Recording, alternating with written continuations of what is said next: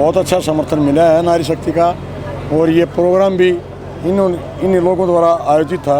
मेरे को तो यहाँ बुलाया गया था और उसका कारण था कि जैसे हमारे को कहा कि आपने लड़कियों के लिए, महिलाओं के लिए अच्छे काम किए हैं, तो एक नारी शक्ति सम्मेलन हम कर रहे हैं। तो जैसे आपके सामने अपनी कांता जी, ममता जी और ये अपने दिल्ली से बबीता जी और ये सभी लेडीज़ अपने राकेश शानवास जी, इन लोगों ने अपना प्रोग्राम बनाया था ये खुद का, और हमारे को बुलाया था कि आपने जो काम किए हैं लड़कियों के लिए, चाहे वो जोजू कॉलेज की बात हो, चाहे वो बारडा कॉलेज की बात हो, और चाहे कादमा ना अपना पंचगांव गुरुकुल की बात हो, कन्या गुरुकुल की, तो आपने जितने काम कर रखे हैं औरतों के लिए, लड़कियों के लिए, तो उसके लिए उन्होंने अपना समर्थन दिया है ना, एक नारी शक्ति। आज जो आप मन से कह रहे थे कि बाहरी उम्मीदवार हैं वो यहाँ नहीं रुकेंगे, तो ऐसा क्या कारण है, क्यों? बाहरी उम्मीदवार, अभी बाहरी उम्मीदवार था हमारे 5 साल पहले, इस योजना में बाहरी उम्मीदवार था। हम किसी भी गांव में जाएं, एक गांव में भी हमारे को ये कहने वाला नहीं मिला है कि हमारा बाढ़ हल्के की एमएलए जो विधायिका सिरसा से थी कि हमारे गांव में एक बार आई, जो हमने सुने हर गांव में। तो बाहरी उम्मीदवार रुकेगा कहाँ? उम्मीदवार तो जो आपके बीच का होगा वही तो रहेगा, दूसरा कौन रहेगा आपके बीच में? ये तो स्वाभाविक बात है।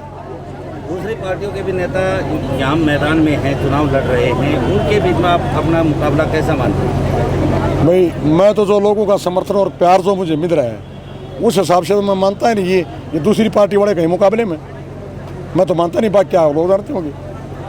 लोगों के बीच चर्चाएं चल रही हैं, अगर आप विधायक बन गए तो आप बीजेपी की गोद में जाकर बैठ जाएंगे। या तो भाई मैंने स्टेज से भी कह दी, अभी स्टेज से भी बोला हूँ मैं बीजेपी में नहीं जाऊँगा, चाहे मन मरना पड़ो।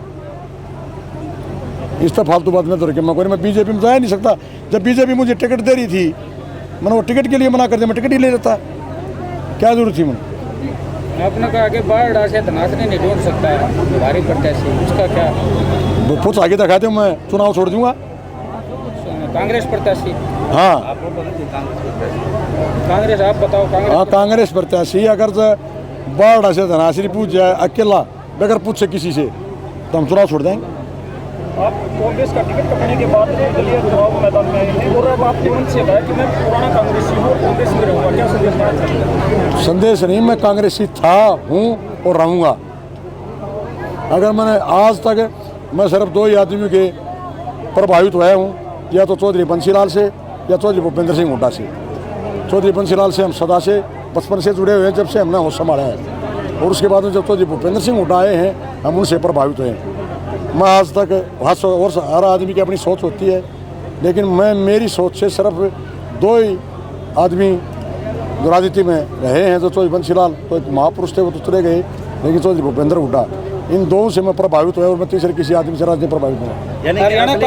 हरियाणा कांग्रेस में अगर भूपेंद्र सिंह हुड्डा को आप प्रभावी मानते हैं, उनसे प्रभावित हैं, फिर आपकी टिकट क्यों कटी है? टिकट तो कांग्रेस हाईकमान भी तो है, टिकट में तो अकेले चौधरी भूपेंद्र सिंह हुड्डा थोड़ी है जो पूरी टिकट को बांट देंगे।